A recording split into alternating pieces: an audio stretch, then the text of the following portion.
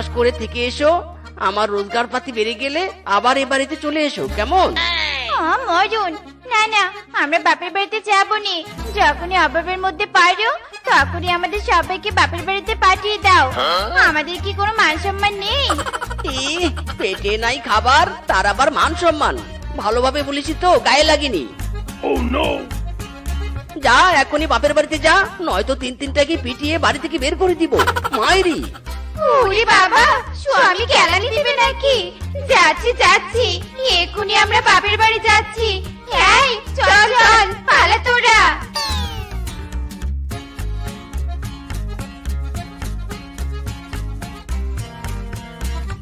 ওরে রূপা টিনা, আমি কিভাবে বাড়িতে যাব? আমার বাবা খুব গরিব, আমি গেলে তাদের উপর খুব বোঝা পারবে। ঠিক বলেছিস রে শেফা, কি যে করি? ওই দেখ দেখ, নদীতে একটা বস্তা ভেসে যাচ্ছে। বস্তাটা দেখে তো মনে হচ্ছে ওই বস্তার মধ্যে কিছু একটা আছে। ঠিক বলেছিস তো, চল তো চল, বস্তাটা উপরে তুলে দেখি।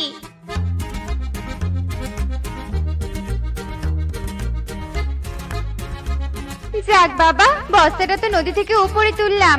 এবার খুলে দেখ তো ভেতরে কি আছে। কি কোনো মুদিখানা থেকে এই বস্তাটা বেশি এসেছে নাকি?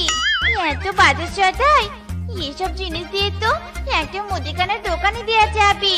আরে ব্যাস শেফা, কথাটা তুই মন্দ বলিসনি। আমার মাথায় তো একটা দারুণ বুদ্ধি এসেছে। কি বুদ্ধি রে, বল বল। শোন, আমরা এই বাজার সদাইগুলো বাড়িতে নিয়ে যাই, আর এই জিনিসগুলো দিয়ে স্বামীকে মুদিখানার দোকান দিতে বলবো।